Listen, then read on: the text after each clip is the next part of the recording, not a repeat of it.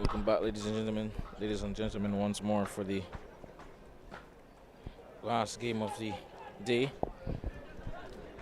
KFC Elite Cup competition. The under 18s. We'll see Portmore United take on Waterhouse.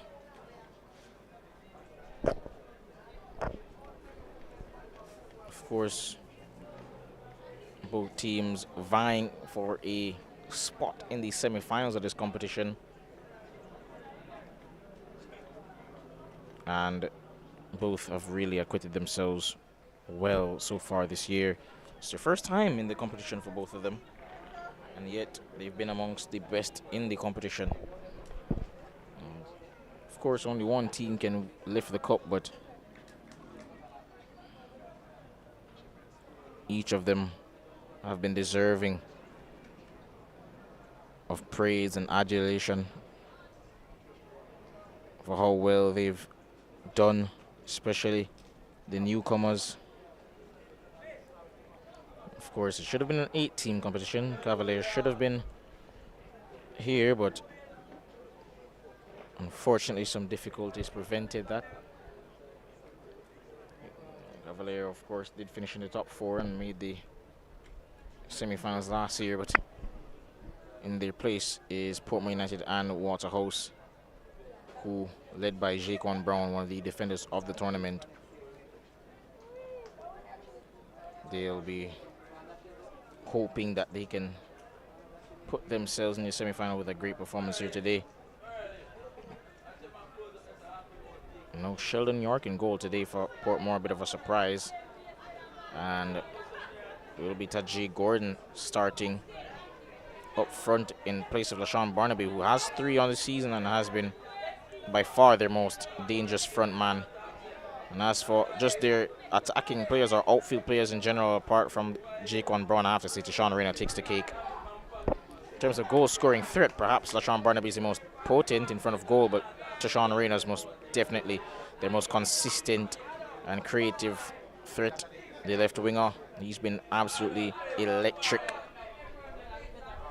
Very direct, very quick winger. Decent set piece taker as well. And we are definitely going to be in for a treat here.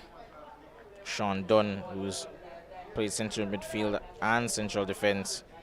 He's partnered by, of course, Jaquan Brown, the captain. Prince Louis is out wide on the left back position. Now trying to find Tashawn Reyna. Unable to. Shamar Lamy with the interception for Waterhouse.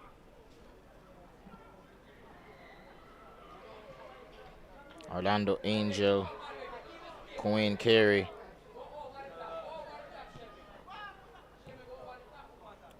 And I believe Anthony Heron make up the rest of the starting lineup for Portmore United. While for Waterhouse, see the return of their talismanic number 7, Jamon Lyle. Lovely ball out wide for Tashawn Reyna now to make something. Good cross, and it's stacked home. Tajay Gordon justifying his selection ahead of LaShawn Barnaby with a goal. And I did mention it that Tashawn Reyna has been perhaps the most creative outlet, the best player that they have in terms of the attacking options because of his ability to create and score on a consistent basis. But absolutely wonderful cross, and it's tapped home by Tajay Gordon, who gets his first goal of the competition. And what a time to do it in not just the last game of the season, but what is most definitely the most important game of the season. Poor defending by Waterhouse from that cross, I have to say, and in a game where everything is on the line, not the greatest of defending there.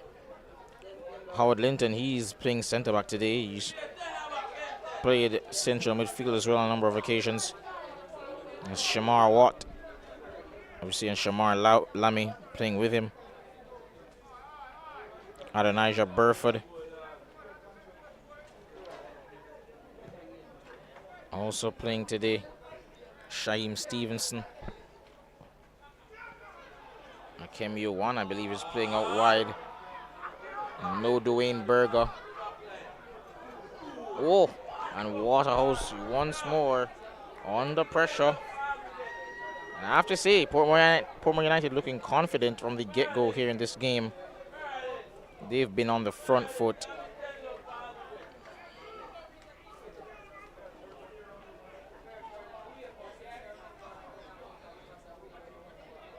Not the greatest of passes there, but Shane Stevenson has the ball still to Lyle, who perhaps playing in a bit of an unfamiliar role, seems to be playing a bit more of a central role. I'm a bit surprised, I have to say. No Dimitri Robinson,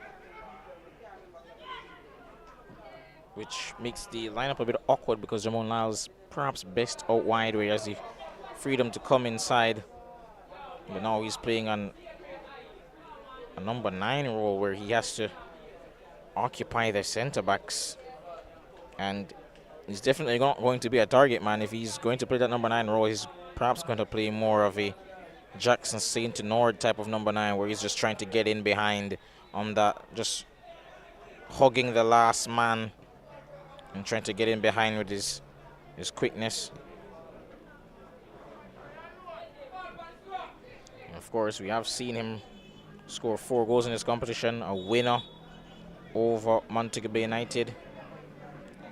A match-winning performance here at the Waterhouse Mini Stadium against Ballers Academy in that 3-1 victory, where he scored twice and got an assist. One of the best individual performances all season long.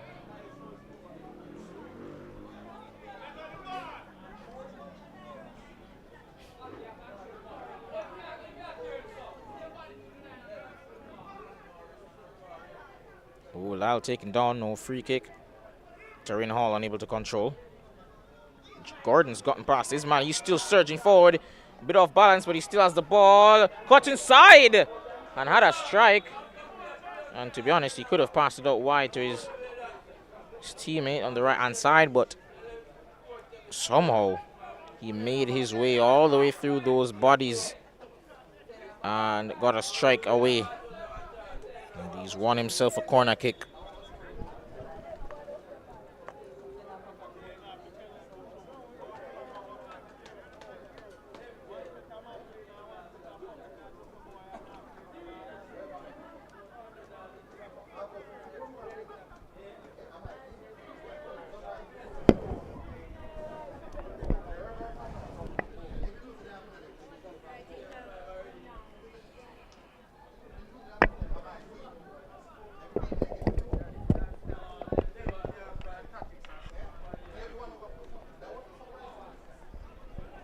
Of course, some medical attention was being given to Jay Gordon, the goal scorer. And thankfully, as he puts on his boot, he should be okay.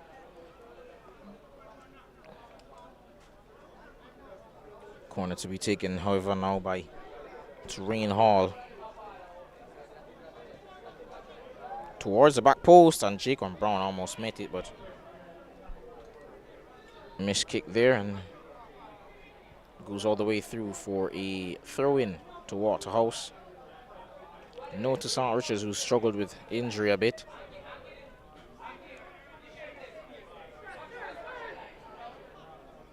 And no Lek Drummond starting, who begun this season as a starter, but he's really been unable to really keep up with the pace of the game in this competition. Lovely ball down that left-hand side now. Can Waterhouse take on Sean Donald? He initially got past him, but eventually lost the ball. And it's a goal kick to Portmore, who have looked tenacious. They've come out all guns blazing in this game.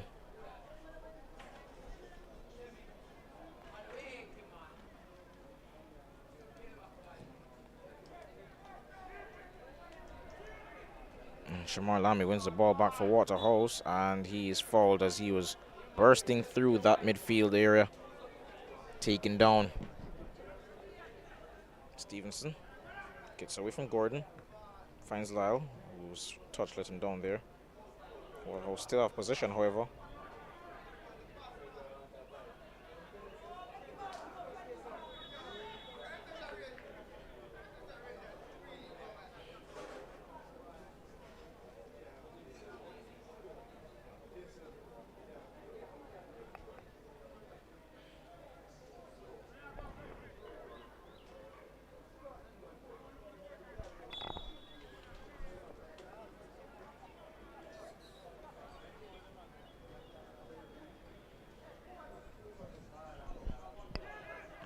Now into the chest of Gordon. Flicks it over to Orlando Angel, who's scored a couple goals himself so far this season. And good defending coming in here from Adonijah Burford.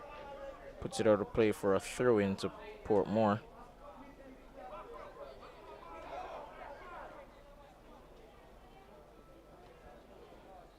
And Romain Brown just trying to flick it over the head there of Jamon Lyle, who's known to do that himself to opponents. Kerry. Into Angel, who falls his opposite number. Burford wins a free kick.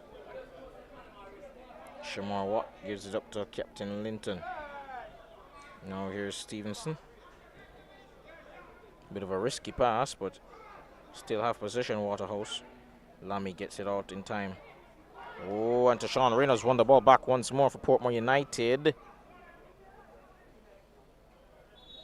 And will be a free kick for Waterhouse.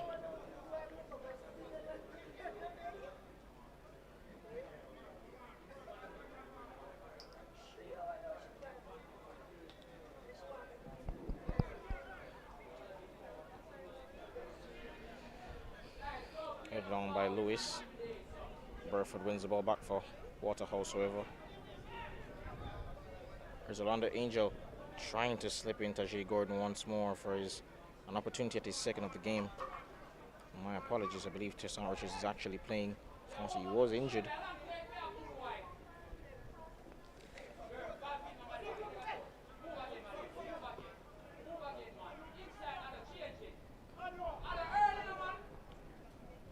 And in fact, I was right the first time, yes. Tesson Richards is out for today, and it will be Jamar Thomas who's playing on that right-hand side. Carry to Dunn. Burford. Pretty tame effort. He was off balanced as he took the shot and took all the sting out of it, and in any event, the direction he's on. Dunn plays that out of his own half, up towards Gordon, headed on by Shamar Watt. Out of play, however, and it will be a throw to Portmore United.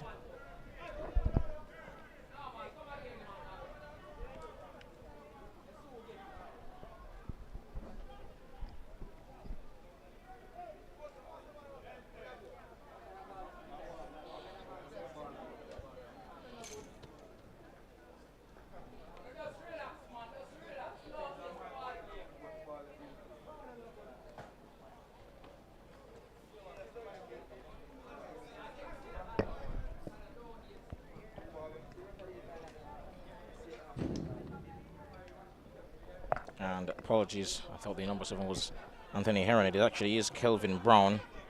And once more, my apologies.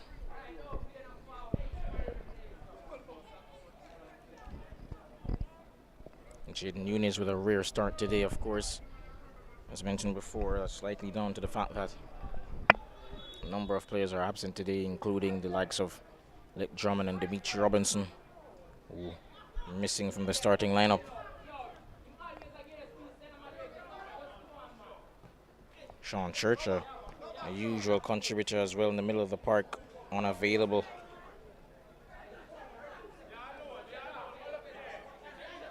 And it's a real shame that so many players who you'd count as regular starting lineup players for Waterhouse aren't playing in this game, or at the very least aren't starting. And in the case that they are fit enough to start, you have to wonder why they aren't.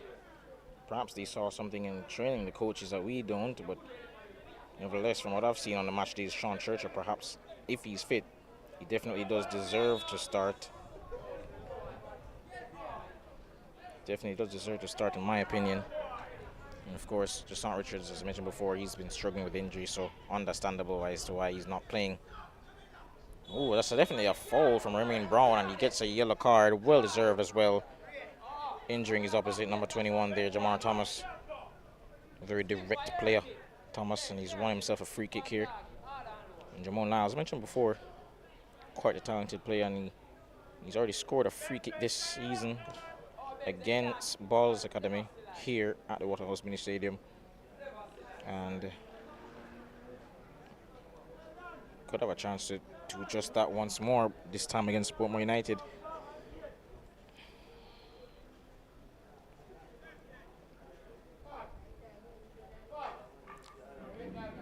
Both him and Shaheem Stevenson are eyeing this up, but it's most likely going to be Lyle. And this four-man wall tasked with keeping this away from goal, tall order, considering the talent on show. Stevenson has a shot, and that's easily saved in the end. Not the greatest of strikes. Got it on target. Decent bit of whip on it, but in the end, not enough power or accuracy to guide it past the goalkeeper and goal. Kelvin Brown. Ball out wide into the channel, trying to find Tajay Gordon, but in the end, good defending by Shamar Watt. Howard Linton under pressure, and he's lost the ball. Not to Tajay Gordon. Terrain Hall taking a touch around the defenders, trying to get some space in the box, unable to. He backs out now to Coane Carey with a cross. And headed on by Angel. Kelvin Brown with a cross. And Jaquan Brown just getting on his teammate there, lamenting the decision made. It was a poor cross. And after saying that's the kind of leadership that Jaquan Brown has been showing all throughout the season. He's very, very vocal. And you can't really complain when he's vocal in terms of getting on his teammates, because he takes accountability for his own mistakes. He just wants the best for his team.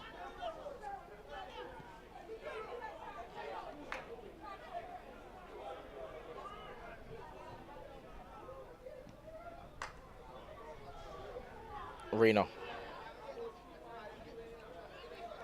tried to beat Stevenson, was unable to. Now is Lyle, who wins a foul here. Surrounded by a sea of white. Attracted 3 or 4 bodies to him, and on a free kick for Waterhouse.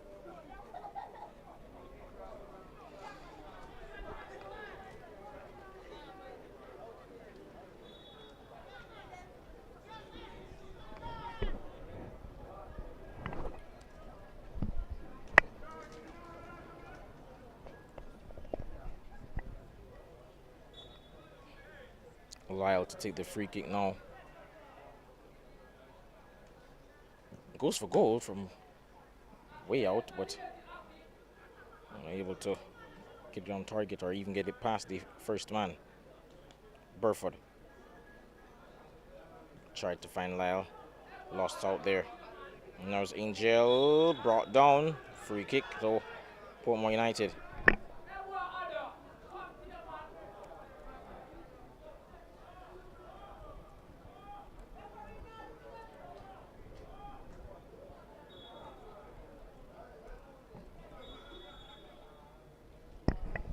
Perhaps taken a bit too quickly for his liking, and that will go back to Portmore United. They'll have to retake this free kick.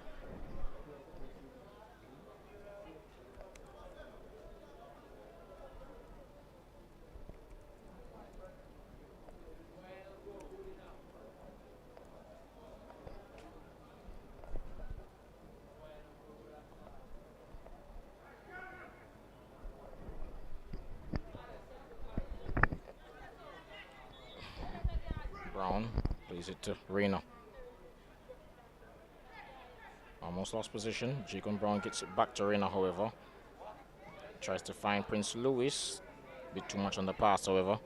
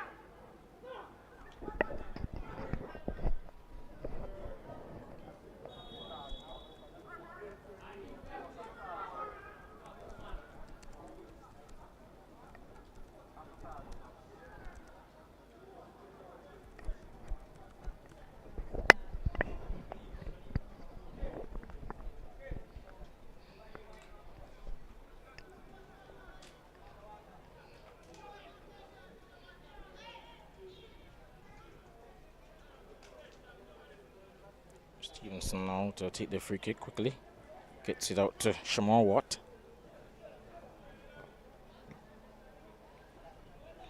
Good pass by Linton to Lyle, who's attracted once more about 4 or 5 bodies to him, and the linesman's flag goes up against Waterhouse. It will be a free kick the other way.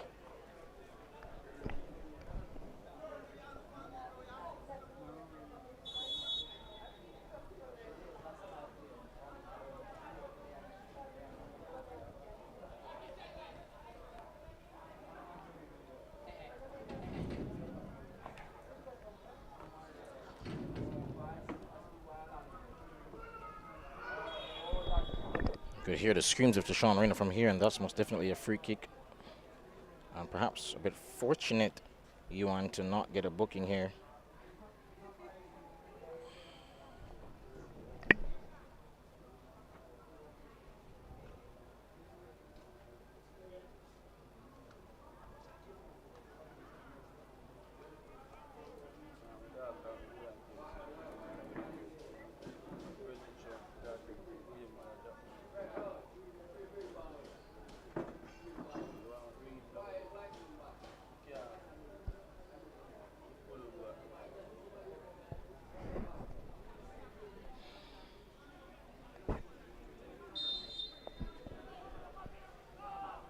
Rayner. Low free kick, but not the greatest one in the world. And the attempted pass, I believe, by Romain Brown to try to put it into the box, unable to find a teammate. And Waterhouse are without their starting goalkeeper, must be added. Oh. Actually, my apologies. I was about to say they are, but Tahir Arnott is in goal. I was about to say I didn't know he was the number 80. I think he usually plays in the 1, so I got a bit confused. But nevertheless, should expect him to at the very least make the squad tomorrow for Waterhouse's Jamaican Premier League game against Chapelton Maroons for the senior team. So it wouldn't have surprised me if he was absent for this game. But then again, Jamon Lyle has been known to double up in terms of competitions as well. Youngsters are often full of energy, so they can play back-to-back games. And I think the less said about that cross, the better.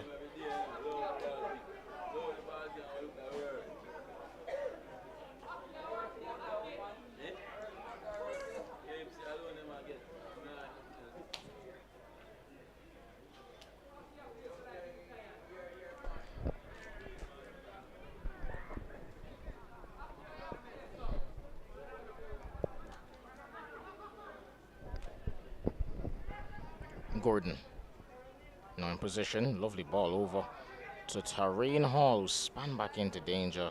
Just needs to get his head up and assess the situation before taking a touch to the left instead of opening up his body. But nevertheless, Lamy flicked down by Burford into the path of Jannar Thomas, but cut out by Portmore.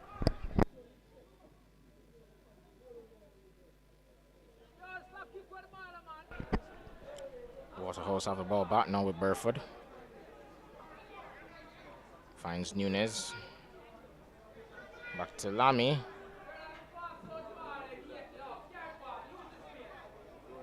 You know what? To Lyle. Has a man on his back, turns. And pleases to Shamar Watt now. Back to Lyle. And snapping at his ankles there, the defenders, and eventually he loses possession. He's been tasked for large parts of the season with being perhaps the sole creator in this team. One of the very few players in this team that can just create something out of nothing with his ability to just beat a man and see passes that most can't. And as a result, he does have a disproportionate amount of, a large portion of their goals. They've been largely dependent on him going forward. He's won several games of theirs through really individual brilliance, and his coach has admitted as much in a couple of post-match interviews. We'll be hoping, however, that should they make it into the semi-finals and get the chance to play Mount Pleasant, that they'll show a bit more collective strength. And of course, it is worth noting that they are without a couple of players, including Sean Churcher being on the bench and Dimitri Robinson today. So perhaps that's why they don't look as potent, let's say, going forward. Haven't really created that many chances. And Tahir Harnett doing well there. Oh, Tajay Gordon's won the ball back from Shamar Watt. Got inside. And before he could get a cross in, lovely defending coming in from Shaim Stevenson. Tahir Harnett did well to come out, but his pass left a bit to be desired. Lyle. To Lamy.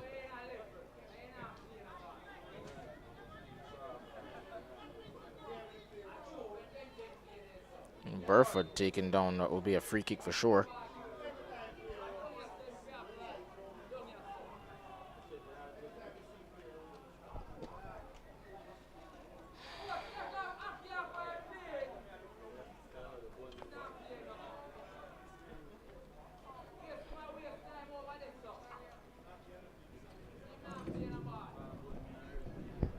Nunes.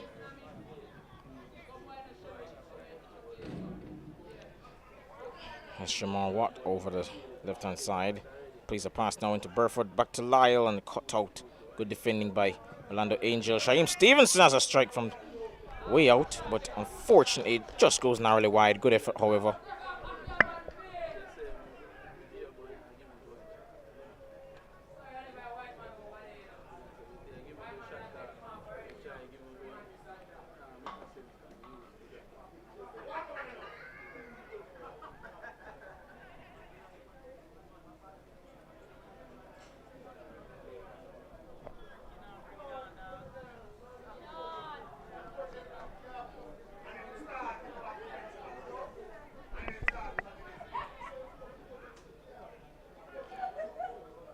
Thomas gets it to Lamy.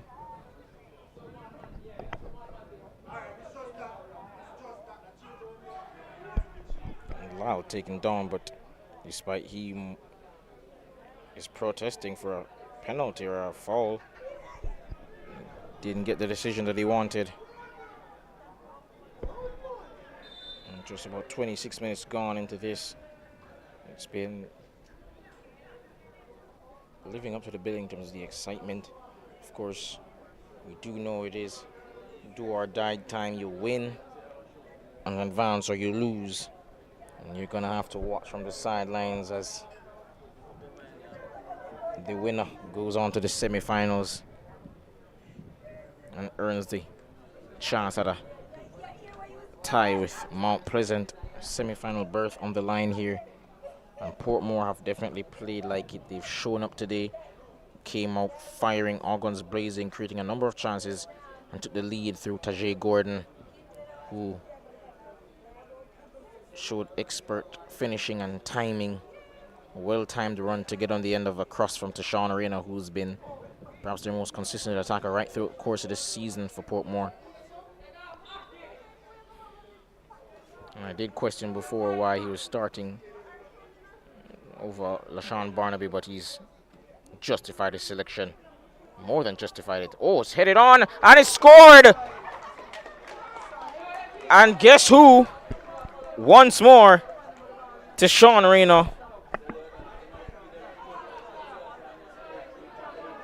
has been sensational throughout the course of this season, and once more he has scored for Portmore United.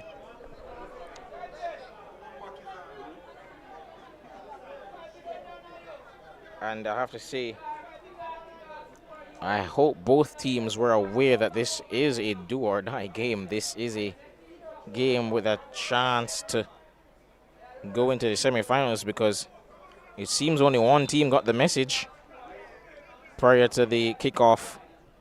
And as mentioned before, a number of players who usually start for Waterhouse either injured in the case of Toussaint Richards or just not playing in the starting lineup in the case of Dimitri Robinson and Sean Churchill, but still, it's just been one-way traffic, really. Portmore United have been the better team by far. They've been first to every 50-50 ball.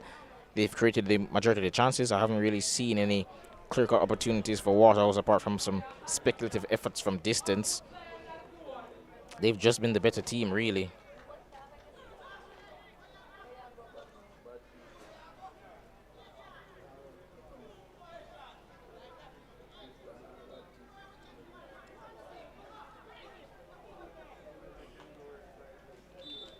It's pretty disappointing from Waterhouse given how well they've played throughout this season. Reina, free kick. Oh, it's a dangerous one.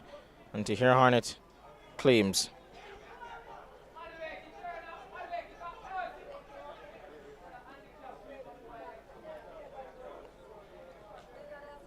Nunes wins a free kick there following the foul. Taken quickly, and Jamon now will get on the end of this. Well, cut out by Sean Dunn. Good defending, and Lyle wants to take it quickly. Burford plays it to Lyle. Crosses into the box, but Jacon Brown will put that out of play.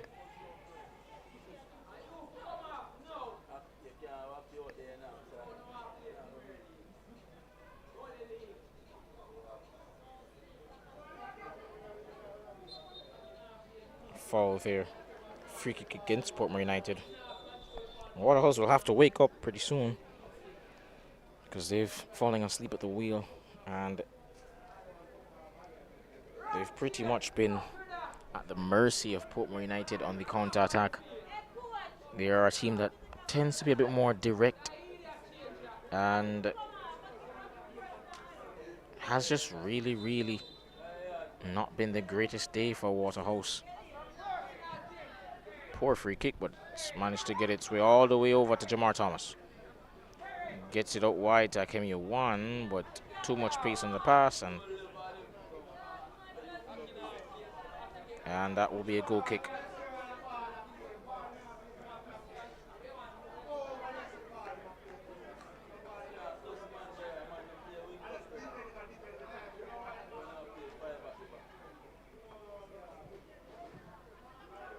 Poor pass once more out from the back from Portmore. And Sanjay Tucker in goal today in place of Sheldon York, who's produced some really great saves over the course of this competition. And of course, one man of the match against Mount Pleasant early in the season in that 0-0 draw. Watt trying to find Yuan out wide. Finds him. Ball to Jamar Thomas now. Can get a cross in. Yes, he does. Can he find Robinson? He does, but the header straight into the grateful arms of Sanjay Tucker. Kelvin Brown unable to take it down. Gordon now has it, and he's fouled by Shaheem Stevenson.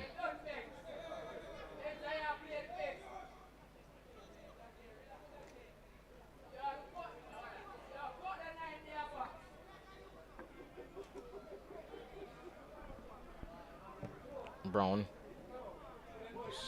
I think he was perhaps going for goal from there, but not sure why.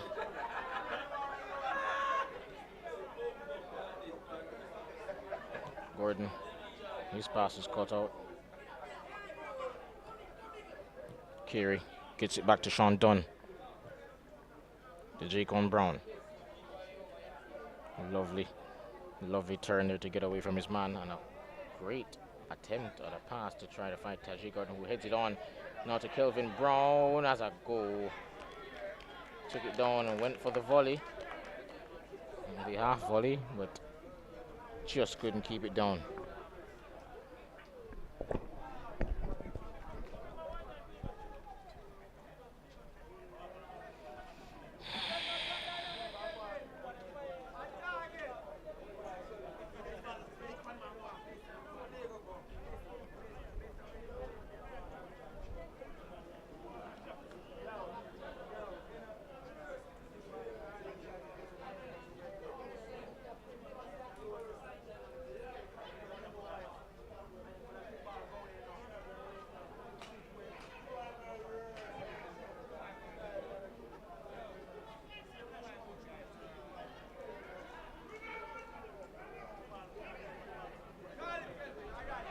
out wide now to Kelvin Brown. Lost the ball to Shamar Watt there. Now Waterhouse can come forward. Took a bit too long to supply the pass, the fans thought. And perhaps I'm inclined to agree. Nunes now in position, gets it up wide to Lamy. No one there availing themselves in the middle of the park for Waterhouse. Nice little back heel to Nunes. And Waterhouse just surrendering position way too easily. And Shaim Stevenson just showing his frustration both in the tackle as he gets a yellow card and afterwards as he's being lambasted by his teammates and he's retaliating. Just a bit infighting from the teammates and kind of shows where the togetherness is pretty much at right now, which is difficult, of course, to overcome given you're 2-0 down. Mood will always be just a bit down when you're losing, but it's in moments like this where you know what you're made of. Because, of course, with everything on the line to play for, you want to know that even if you're 2-0 down in the first half, you can rally your troops to get back into the game. Still a lot of time to be played. And Jaquan Brown once more on hand to intercept. He's been phenomenal this season. Romain Brown, a lovely pass out wide, but good defending coming in from Shamar Watt to prevent that going into the path of Kelvin Brown, who perhaps could have just been a bit more aggressive to get on the end of that.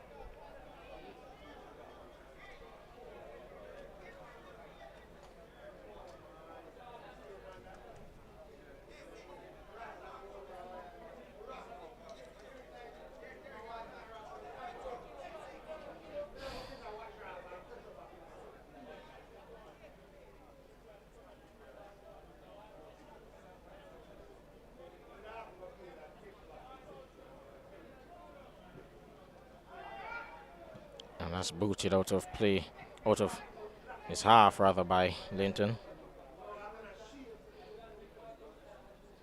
Portmore United beat Montego Bay United 2-0. And then, well, a couple of weeks ago that is. And then their next game,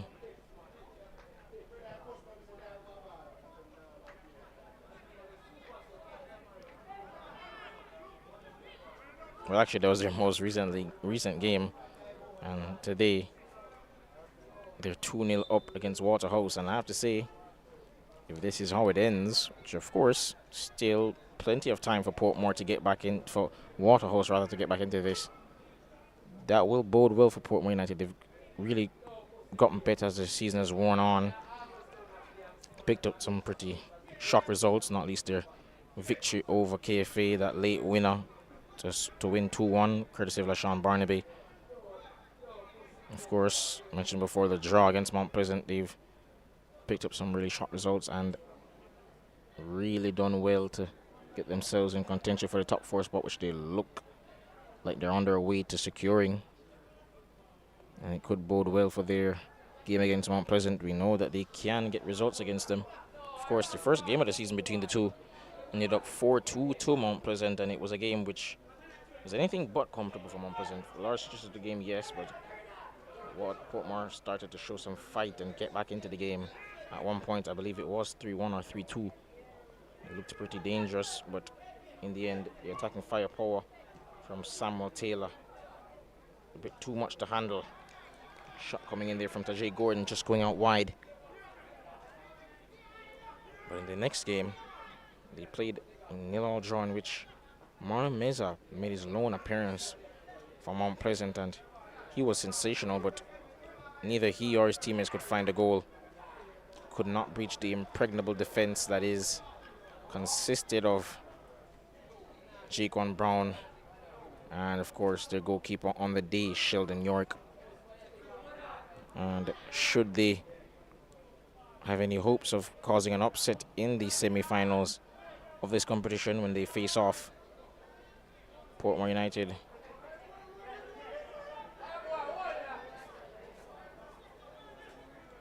Portmore United will most definitely need to conjure up a similar defensive effort And of course, they will be counting on their number 18 to Sean Rayner to once more provide some magic in the final third, just as he has done all season long. To Rain Hall lost position after a great tackle there from Watt. Screams there for a foul. Robinson, he does get it.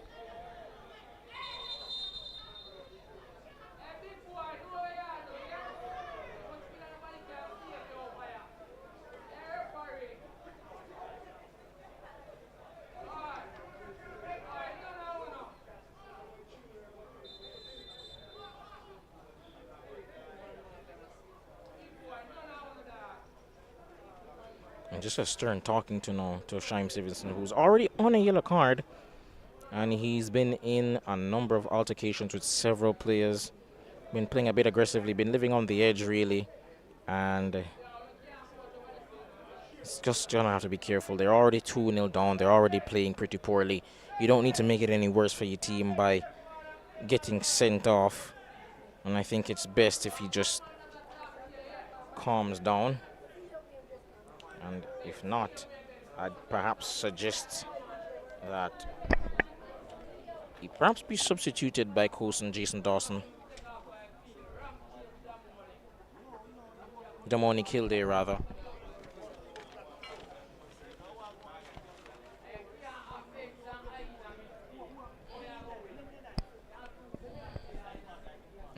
He has already on a number of occasions, Coach Kildare, emphasized the importance of the collective effort and making sure that the rest of the players have discipline, and not a great example of it there from Shaim Stevenson. He's perhaps the player that could perhaps benefit the most from this little short water break or little break in play, as the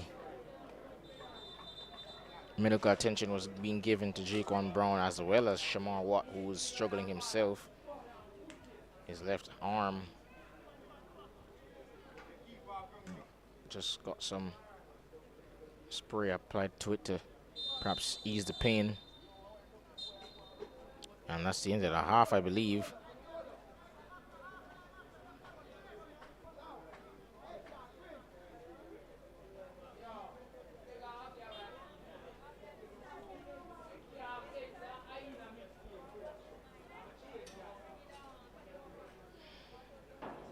And once more, can just see on display Jaquan Brown's leadership, which he's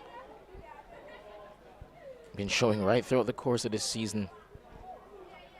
A leader of men is very hard to find in this day and age, especially at his age group. So it's very good to see that he's been taking on responsibility as the emotional leader of this team, guiding them once more to a 2-0 victory here.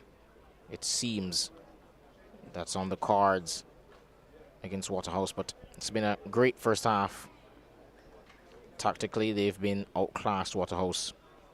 But here on MG Sports, we will bring you live coverage of the second half between Waterhouse and Portmore United. We'll be back after the break.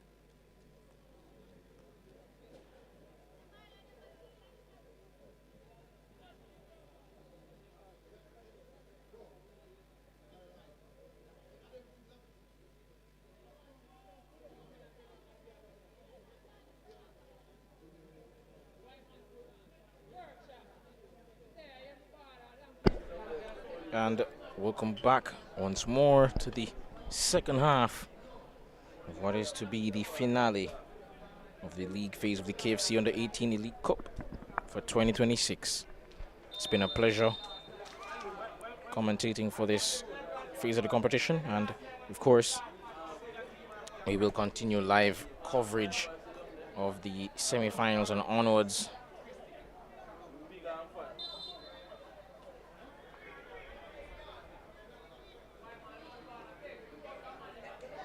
But as for now, we are bringing to you live the league phase, the final day, and it has been a fantastic one. KFA beat Mount Pleasant 1-0.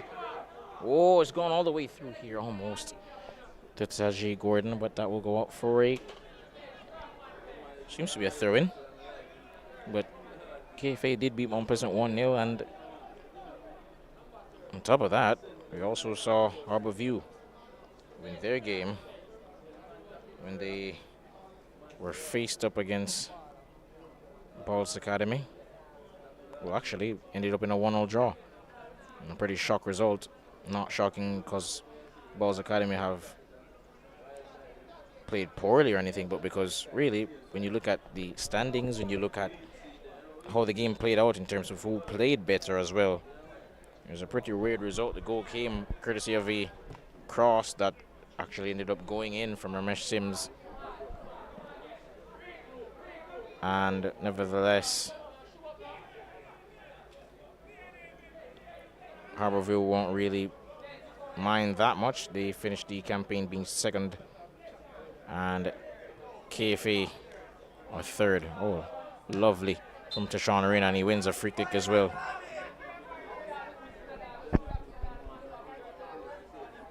The referee even laughing at the player there who was embarrassed, as Tashawn Arena just flicked it over his head and caught it.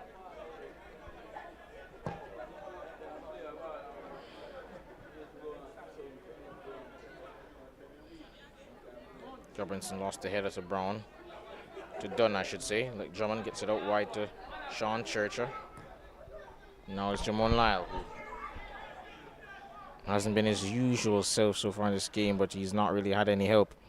And here's a fellow who I thought should have been starting. He's been perhaps one of their better midfielders for Waterhouse, Sean Churcher. And that's a poor pass from Shaim Stevenson, who's been really awful, to be honest, so far in this game. When you factor in the fact that he's on a yellow card, his temperament has been in question after making a number of aggressive challenges. Sean Renner with the shot coming in there just goes out wide, but when you factor in his attitude concerns so far in this game, as well as the fact that he's just not really played well, it's really a wonder to me how he hasn't been substituted as yet. Of course, you never want to be too critical of young players, but in a game like this where you want to make the semi-finals, you have to be able to make tough decisions. And if you have a player who's not playing particularly well and is in danger of being red carded, I think it would just make all the sense in the world to just put Churcher on and trust that whoever you had on the pitch beforehand can do the job. But instead, it seems that he's taken off Hakimi Wan, who, mind you, did not give the greatest account of himself either in the first half, but it's a weird decision to say the least. And to Sean Reina, we know of his prowess from set pieces, his delivery into the boxes among the best in the competition, but we also know that he's one to strike at goal from distance, and I believe he has 4 on the season, and should he score here, it would be no surprise to me.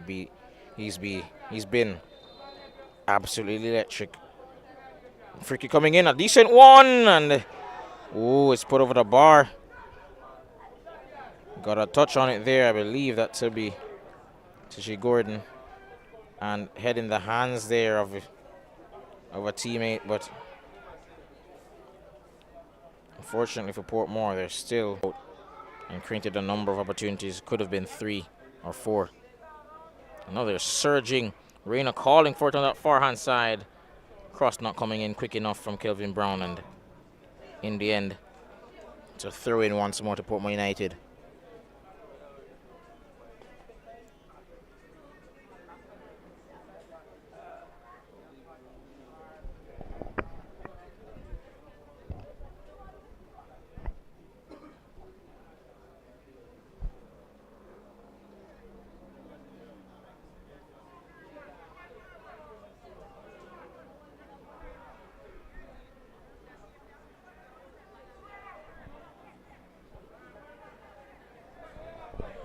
That will go out for a throw-in. Coen Carey will go across to take it.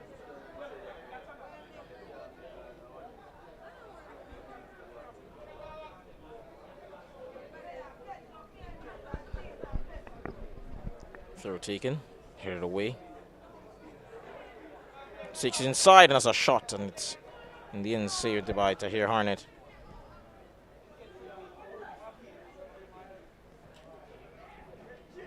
Brown out wide to Reina, can take on his man 1v1, but in the end lost position. Good defending coming in from Shamar Lamy to Sean Reina. I have to say, as I mentioned before, scored today and got the assist for the first goal, but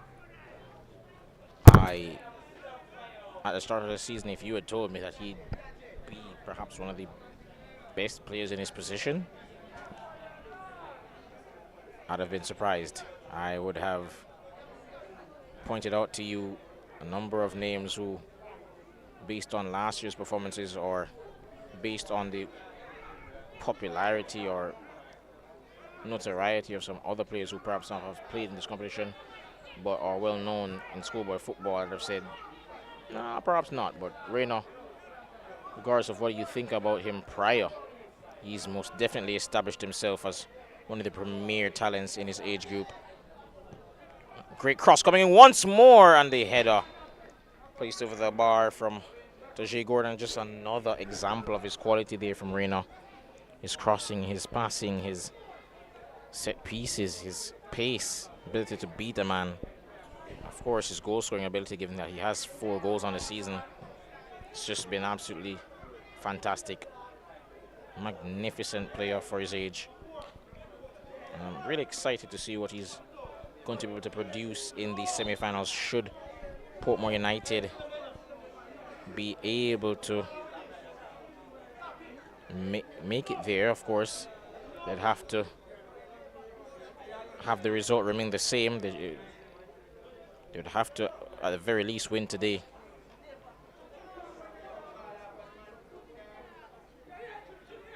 Jamar Thomas still has the ball, plays it off to Lammy, whose pass goes astray. And Sean Churcher out of anger.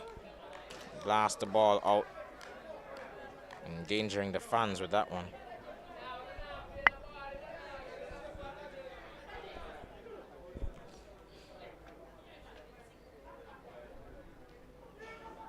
And Brown is fouled by Churcher, much to the frustration of Demetri Robinson, who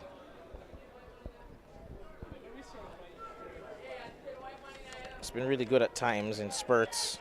Consistency just isn't quite there yet, but he's a very direct striker, full of energy and life.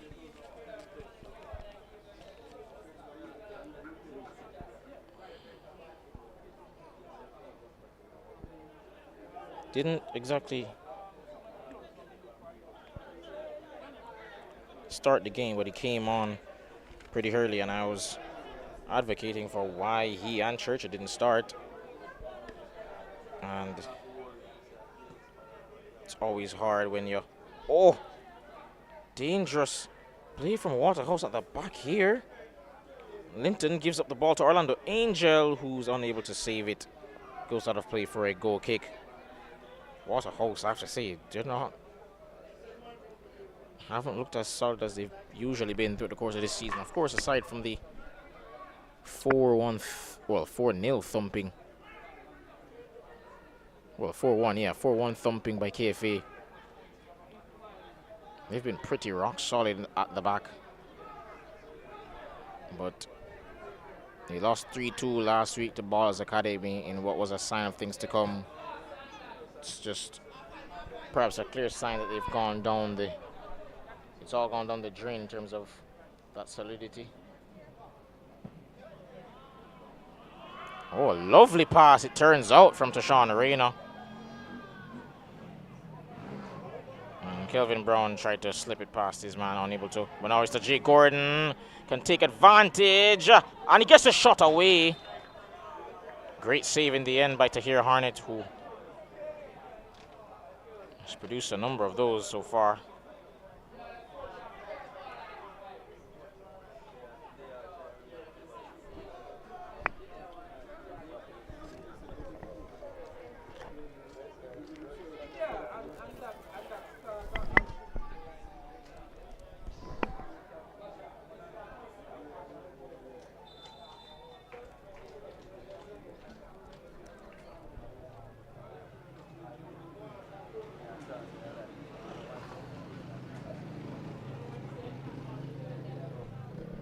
It's a corner kick now, but still some treatment being applied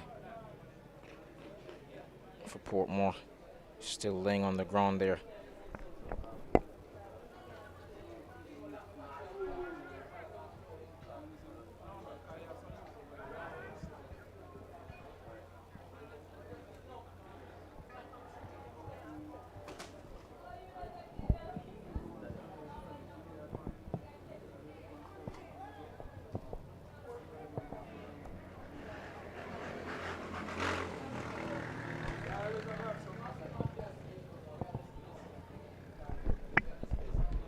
Should this result remain the same, it would be a shame to not see Jamon Lau on the knockout stages of this competition, but you have to earn your way in, and of course I'm not going to blame him today. He's been perhaps one of the very few players that's actually turned up, but in the day you have to earn your way in, and he just hasn't been able to put on the Superman cape today. He often has, but unfortunately today I don't think it's going to be enough. At least not up until this point it hasn't been. Oh, and it's turned in by Orlando Angel for 3. And it's his 3rd of the competition. And they pose for a photo as they celebrate not just this goal, but what almost seems certainly a berth into the semi-finals.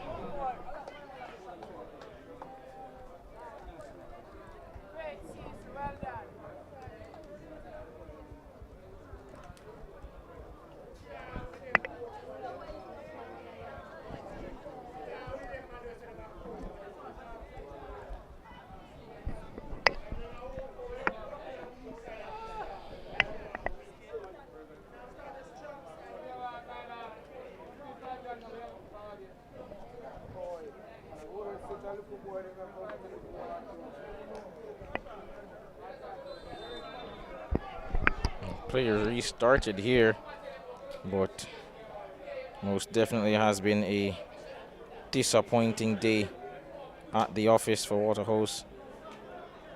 At home in a pivotal game where you need to win, and they've just really not stepped up here. Beyond, of course, losing, the result is always first and foremost a priority, but the performance has been less than stellar, and that's putting it generously. They've been second best in every aspect of the game today. Haven't looked fluid in position. Out of it, they've been bereft of any sort of discipline and solidity.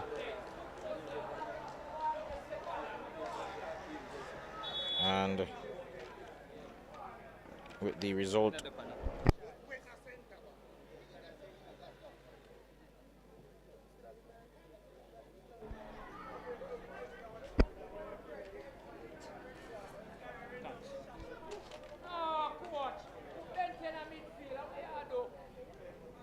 Jamon Lyle's been kept on the pitch, which, considering he has most likely a game tomorrow against Shackleton Maroons for the senior team, not sure why they wouldn't just take the opportunity to just get him off the pitch. A number of players have come off already for Waterhouse, considering the results. Pretty much wrapped up now for Portmore. The smart thing would be to just preserve him, but for some reason he's still on the pitch. I'm assuming due to his love of the game, just wanting to get something out of it, competitive nature and all that.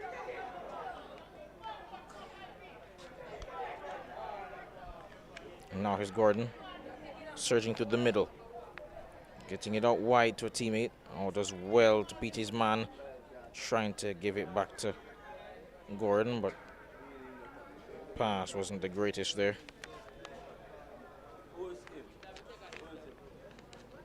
Anthony Heron's now the one coming onto the pitch. Seemed to have mistaken his and Kelvin Brown's number.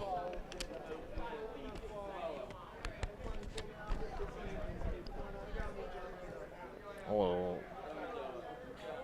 Lyle had a nice idea, but the execution there just wasn't up to par. He's been playing a bit of a deeper role, trying to get a bit more touches on the ball, as Waterhouse have struggled really to create anything throughout the course of this game. Reno into the path of Lewis, surging past Drummond, and a bit of miscommunication between him and Lewis. Sees them lose the ball. Portmore United have the ball back once more, but Cohen Carey, who loses out to Drummond. Lovely ball out wide to Sean Churcher. He has Dimitri Robinson, can't find him. And a shot coming in for Bradnott, who made his way onto the pitch, but a foul the other way after Drummond accidentally fell and ended up tripping up. I believe that to be Cohen Carey. Will be a free kick to Portmore United.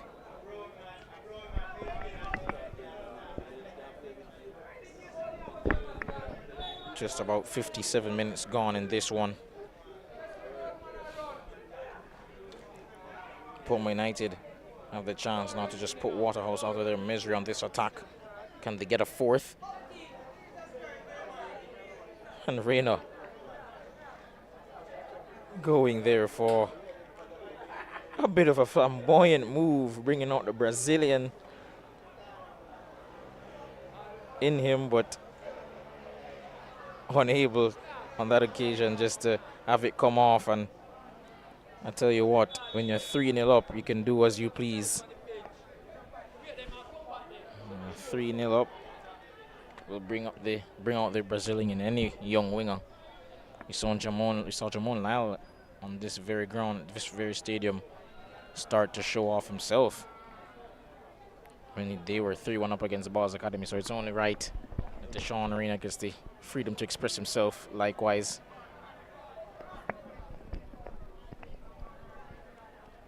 And just a kick of frustration there to the corner flag. That's what they're trying to rectify.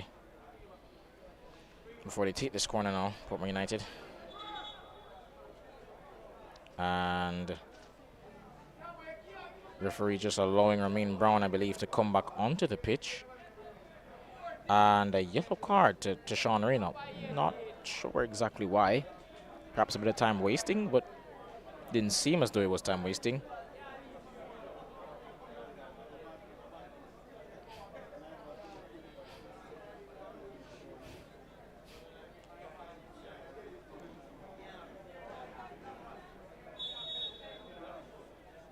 Corner taken now, not a bad one, and Harnett couldn't claim it. And the shot coming in there. Unable to get it on target, however, that's blocked. Navarre Anderson, the man who had his shot denied. And Terrain Hall will go across the take, and did mention early in the season that if Portmore United wanted to surge up the table and potentially challenge for a top 4 spot and just at least be competitive in these games, they'd need Terrain Hall to take charge more of these games. And I have to say the last 3 or so games he's been better than he was early on in the season. Still not necessarily at the level that you'd have wanted to see from your number 10, but it's been really decent over the last couple of games. And touch lets him down there. Jamon Lyle shoves him off it.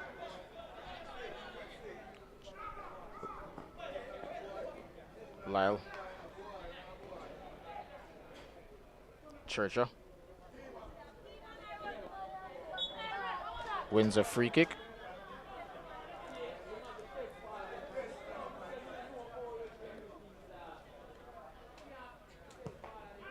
Lyle takes it quickly. Perhaps should have waited a bit before taking that on, but nevertheless, just a bit of blood rush, I guess. Just wants to get back into the game as soon as possible. Yes, there is about 20 minutes to play, but if the opening 60 minutes is anything to go by, not much hope for Waterhouse in terms of getting back into this game. Of course, 3-0 down, but stranger things have happened in the game of football. As they say, the ball is round. So, remains to be seen yet what will happen in this game. And should Waterhouse somehow manage to get 3 goals back and get an equalizer, it would see them heading into the semi-finals instead of Portmore. Foul coming in on Prince Louis, but advantage is played now is to Sean Reno. And trying to feed the teammate there ahead of him is number 20, Oshani Facey, who's already scored a goal this season. Oshani Facey. He's replacing LaShawn Barnaby, who's unavailable today. Don't think he's on the bench either.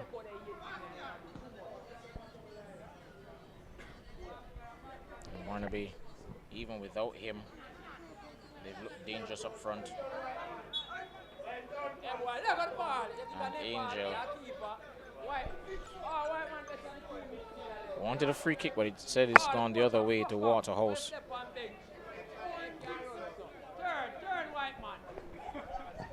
Drummond.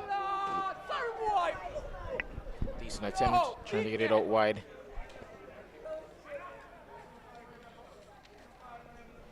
Waterhouse have the ball back now after losing it. And Jamon Lyle still going here, cross coming in, but in the end easily claimed. And you can see the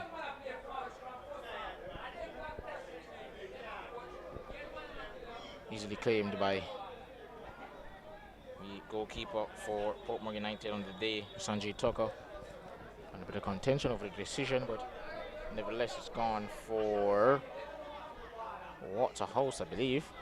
And Marlon Anderson raising his hand there.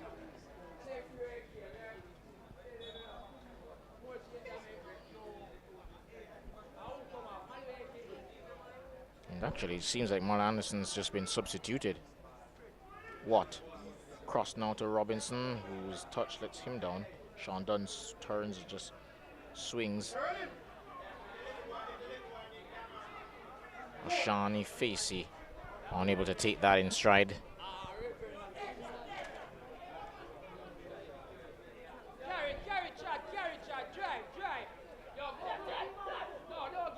Shadale Knight trying to get it out wide for Shamar Lamy. He's on side here.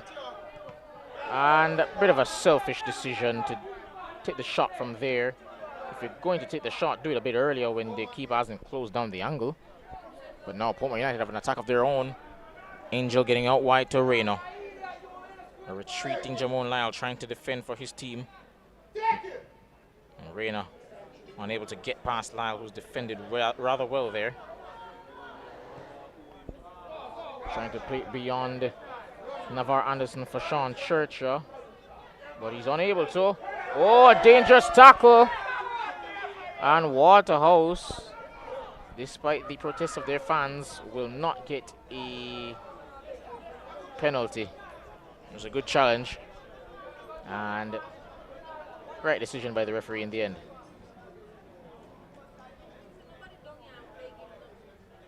Churcher. Cross towards the back post. And he touch from Bradnock, unable to find a teammate. Dangerous tackle coming from Shamar Lamy, but it is a clean challenge nonetheless. Lyle.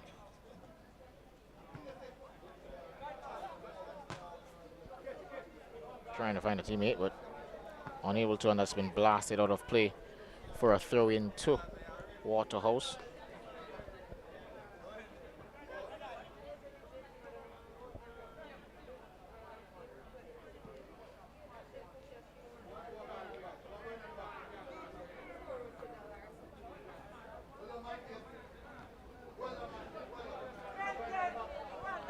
That's been put out of play by Portmore United. Another throw coming up for Waterhouse, and Lyle now has the ball. Played into Churcher. Got some space, and oh! How about that? Waterhouse have been second for the majority. They've been second best for the majority of this game. But over these last 5 to 10 minutes, they've been piling on the pressure, and I did say it was going to take quite the effort to get within 20 minutes, 3 goals to somehow get a result out of this and get to the semi-final. But I tell you what, with a goal like that, this could give them the confidence they need.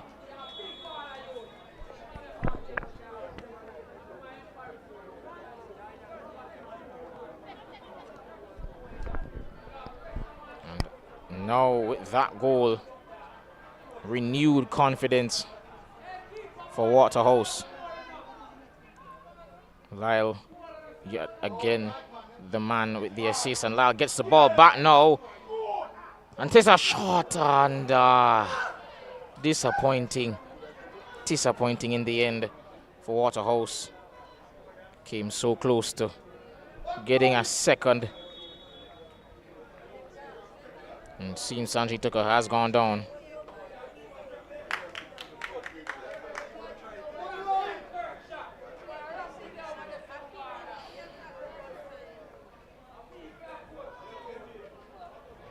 Seems Tucker is just a bit slow to get up, still awaiting some treatment, and Portmore United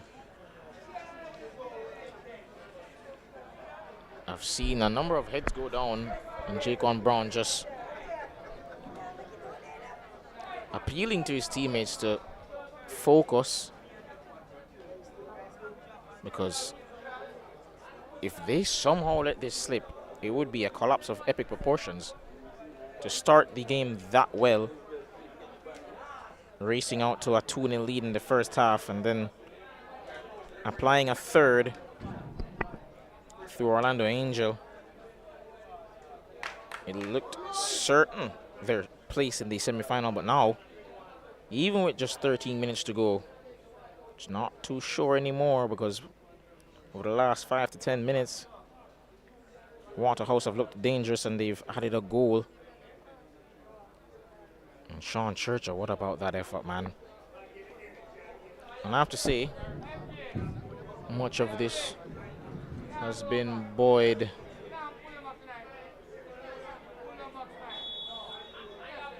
Much of this has been buoyed by Jamon Lyles' never say die attitude. Oh, but that's headed on for Reina, who's through on goal now. Oh, he's hit the post. Oh, that should have been 4. Really should have been. He was through on goal there. 1v1. And he's left alone at the back post. And once more, Reina had an effort that really should have scored, but on that occasion, unable to even hit the upright. That one's gone out for a goal kick. And he started play rather quickly. Oh, Robinson looking for a penalty and once more denied.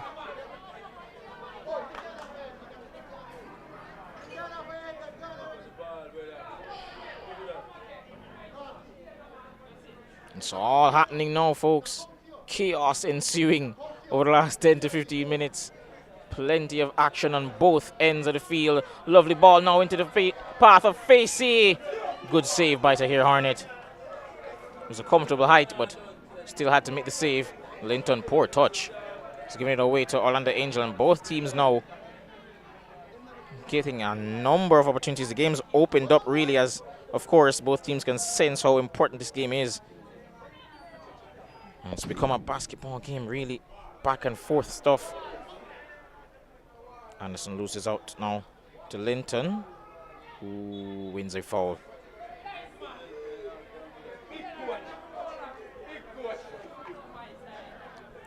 Finds, well, thought it was about to find Sean Churchill. And Jamon Lyle wins a free kick there.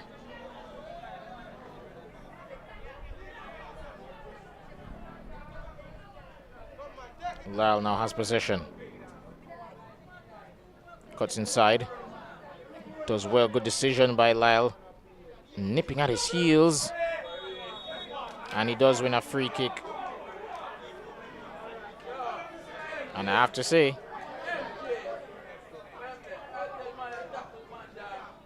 this is familiar territory for Lyle. He already scored, as I mentioned before, from a free kick here at the Waterhouse Mini Stadium against Ballers Academy a couple of weeks ago. And I'll tell you what, if he scores here, that really sets things in motion. Just about 10 minutes to go. It could set us up for a pretty eventful final 10 minutes of the game, with one goal being the deciding factor as to who would go through should this score, of course. Because if this ends 3-all, need I remind you folks, Waterhouse would go through to the semi-finals.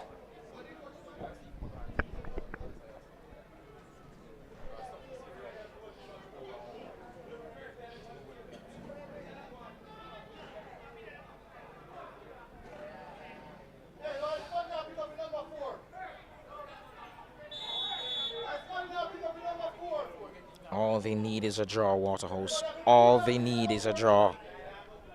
Can Jamon Lyle, however, step up and set them on their way to a result? Free kick coming in and saved. Great save. Had to get down low to his right. Sanji Tucker in place of Sheldon York today, and he's made an important save for Portmore, perhaps the most important of the entire season.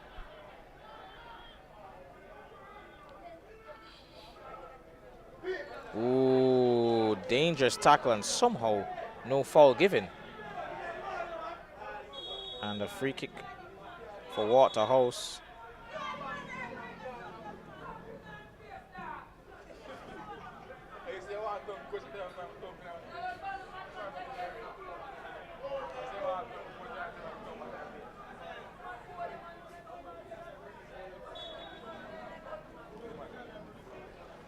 Lamy looking downfield, trying to find Churchill, unable to find him.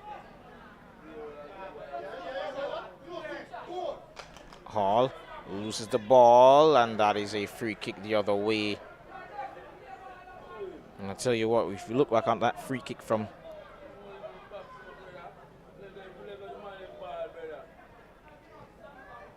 from Jamon Lyle produced a wonderful save, and oh, there's a chance here, but in the end, good defending coming in from Waterhouse. And just to quickly go back to that free kick from Lyle, had it scored, would have been pandemonium in here. I tell you what, would have been erupted in the stadium.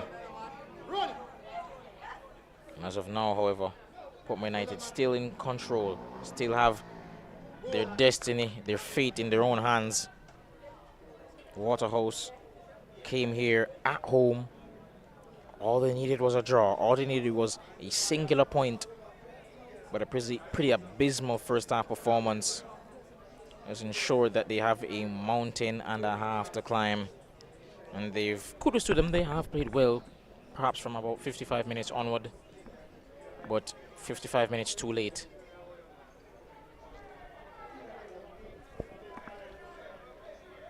Orlando Angel to Sean Arena and Tajay Gordon, the men with the goals for the men from Portmore.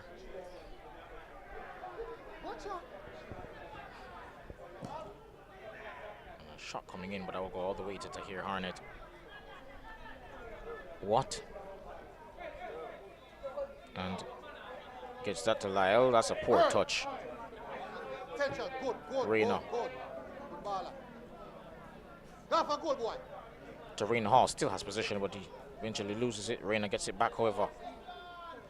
Gets past Lyle, has a shot, and that's dragged wide. Just for those wondering, for those who may be perhaps new to this competition or new to schoolboy football, it is 40 minutes a half. 40 minutes a half, which of course does mean there are 6 minutes left in this game. And with just 6 minutes left plus possible stoppage, Waterhouse in need of 2 goals to ensure they go through. All they need is a point. They don't even need to win. And should be a throw the other way to Waterhouse. Into the path of Howard Linton, who wins a free kick pretty smartly as well. Had to sell it. Did well to do that. And in the end, I do believe that even for the neutrals who are old school and don't like to see that type of stuff, they have to admit that that's pretty smart, because you do give yourself a fighting chance now with this free kick to get back into the game. Church out with the free kick, and that's easily claimed, however, by Sanchi Tucker.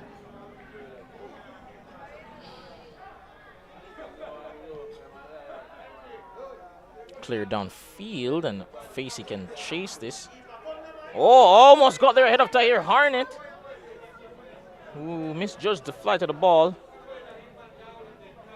And I have to say, he's been one of the standouts in his position throughout the course of this competition, but over the course of these last 2 weeks, he's conceded 6 goals, and that does not bode well. Churcher fouled.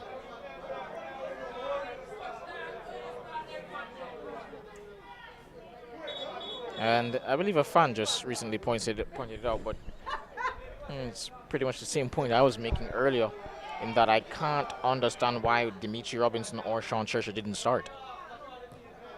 Of course, Toussaint Richards, I understand he's not playing because of injury. But you have Sean Church and Dimitri Robinson, who have been two of your better players the entire season. And in the most important game of the year, of the competition, somehow they're not able to get into the starting 11. And to me, that has to fall at the end of the day on the coach's lap, really. And that's just not speculation. There's proof of that being the case in terms of being a poor decision, because they were pretty poor for the majority of the game until those two players came on. Those two have made a difference, and you've seen how Jamon Lyle has lifted his game as well in the second half. Now that he has some support in the attacking third, it's just been poor all around from Waterhouse.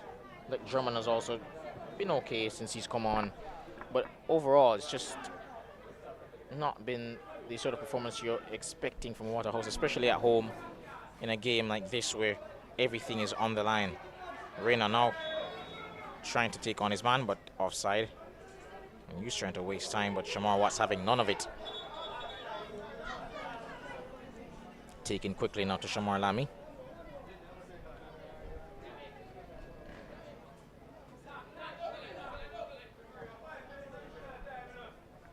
Drummond to Churcher, back to Drummond.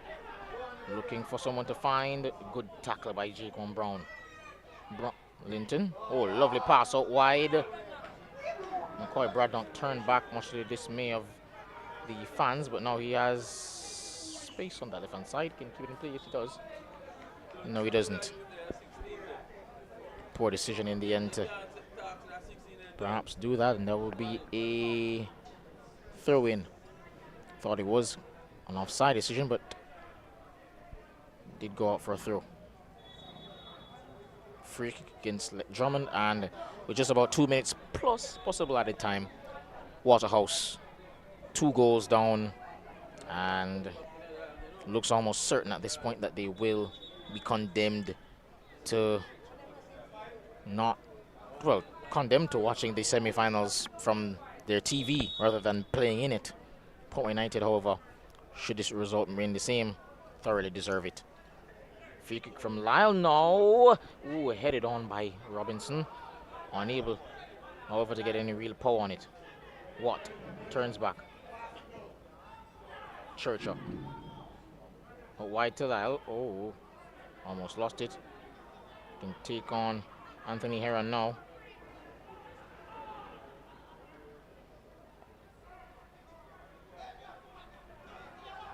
Lyle.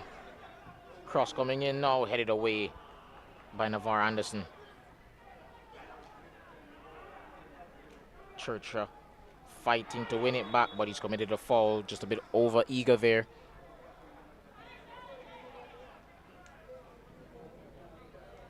And just under a minute to go. Just a reminder for those unaware, in this competition it is 40 minutes per half. And with that being said, with limited time left, it is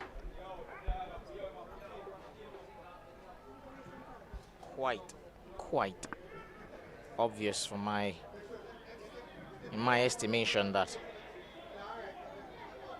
Portmore are the ones who are going to be going to that semi-final against Mount Pleasant, and given that they already have gotten a result against Mount Pleasant, that 0-0 draw, they will come into this game knowing that they do have what it takes to at least go toe-to-toe with them. And a free kick now for Waterhouse. We're now into added time.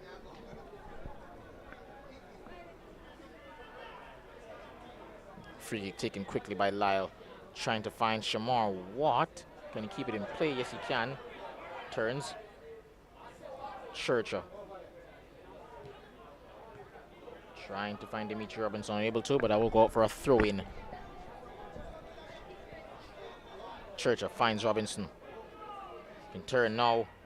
And a good challenge coming in from Prince Louis. Puts that out for a corner kick. Not long to go now. At the very least, Waterhouse would love to get a consolation.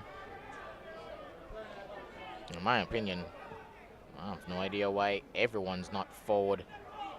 Even the goalkeeper should have been, in my opinion.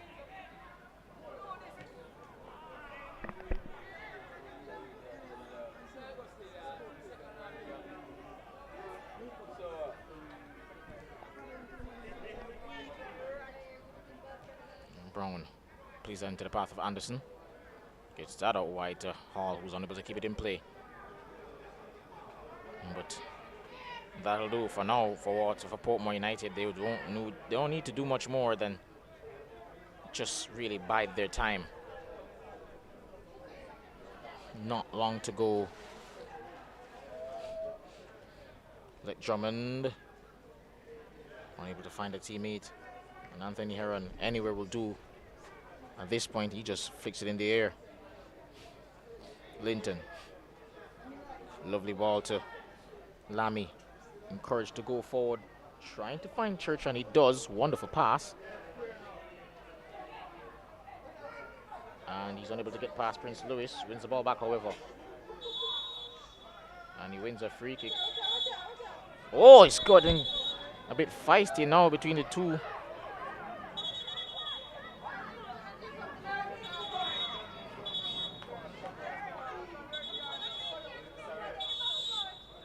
Sean Churchill.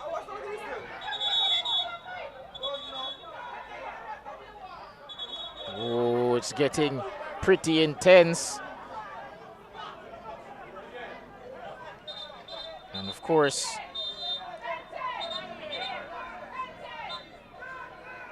we know the ramifications of a win today, and I suspect that beyond, of course, just wanting to win, I think that may play a part the place for a semi-final spot, because I don't suspect that prior to this game there was any bad blood between the two.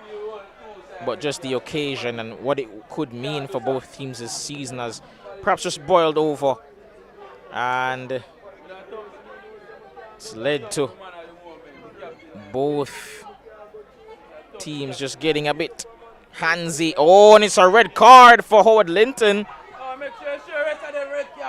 A number of players being handed a red. Oh. And Orlando Angel as well getting a red card.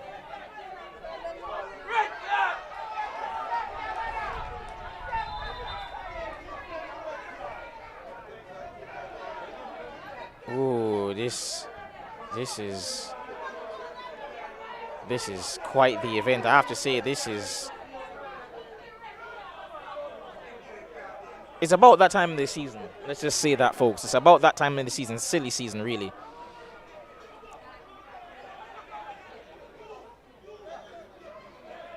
And a red card for Tahir Harnett as well.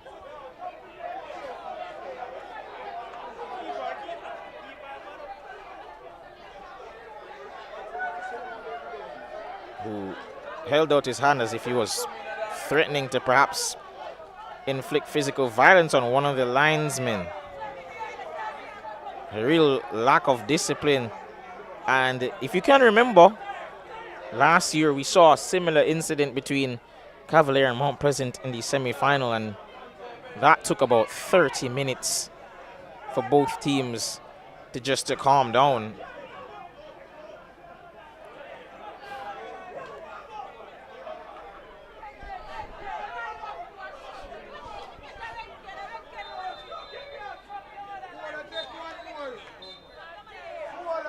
And I believe the game has been just pretty much put off, and that will be it.